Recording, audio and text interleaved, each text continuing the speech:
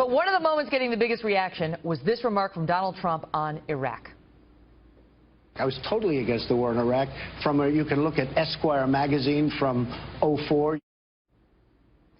I was totally against the war in Iraq. You can look at Esquire magazine from 2004, to which a lot of people pointed out that the Iraq war started in 2003, not 2004, and he had had a different position, as documented by the journalist Howard Stern.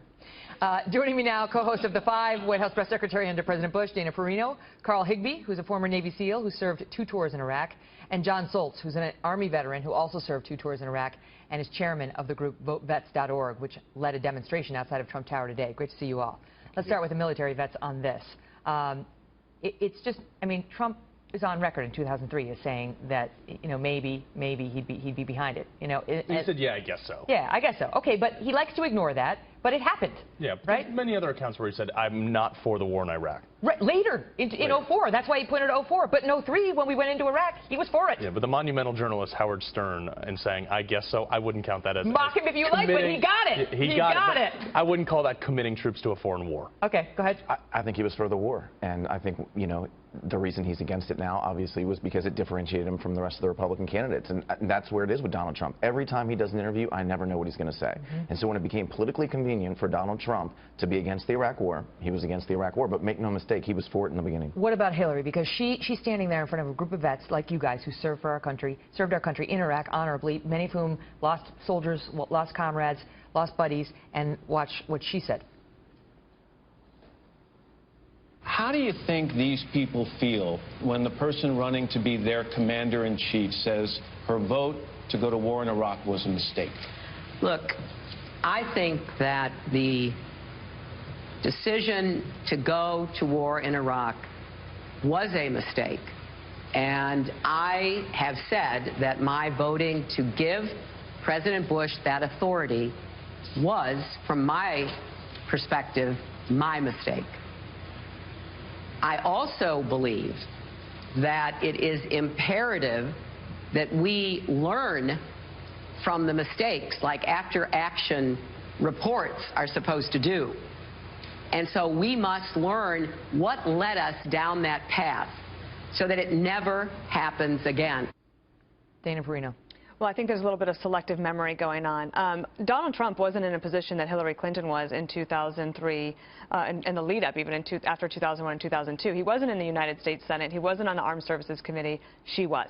So she was privy to the information. So if he's on Howard Stern show and he says, I guess so, I mean, that's pretty much where the rest of the country was as well. I mean, actually, people were a little bit more gung-ho. I don't think it's fair to actually hold him to that account. Him saying that he was and he wasn't, people can hold him into account for that. But with her, I've never understood why she disavowed that vote, because she used her judgment based on the information that she had at the time, and she was not alone.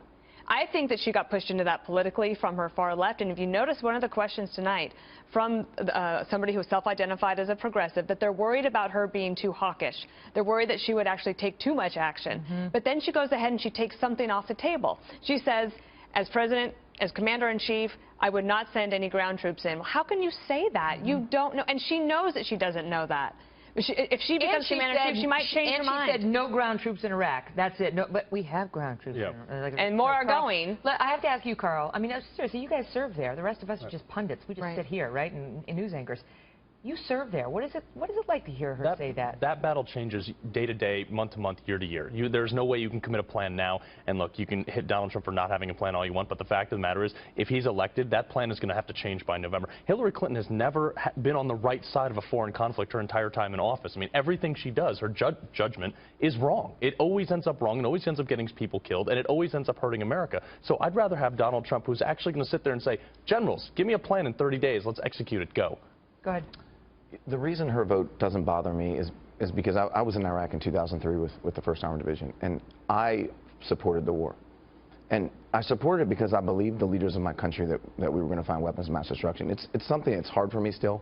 I regret that opinion every day of my life. And it's one of the reasons that I opposed intervention in Libya, and so did VoteVets.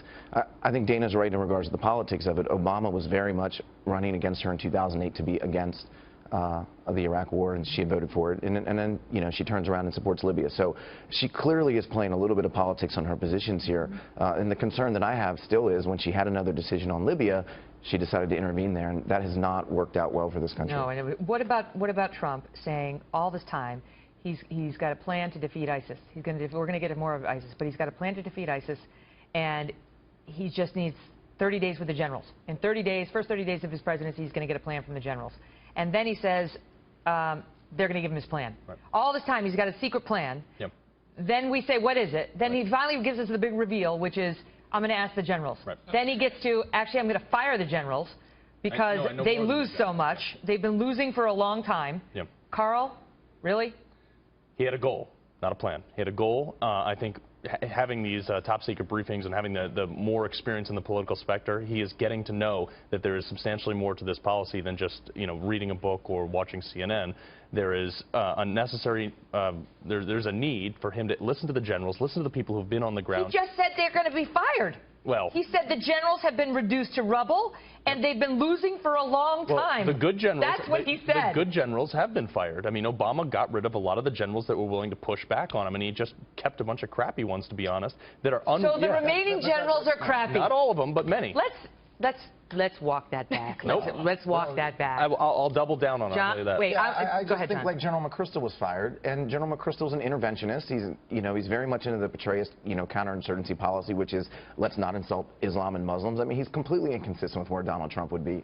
So if you're saying Obama fired good generals, this general that was fired by the president certainly wouldn't be someone I think who is with Donald Trump. I will also tell you that this 30-day plan's a joke. The problem with ISIS is not necessarily just a military problem. It's much more vast than that. And to be honest, the administration's actually doing a better job than they're probably getting credit for right now inside Iraq. I was one of the last advisors out. We are seeing the Iraqi army conduct offensive combat operations for the first time. And the question is, who's going to own this when we're done? And if we go in and use U.S. kinetic force and large amounts of ground troops, then we're back to where we were in 2004. We own a lot of territory.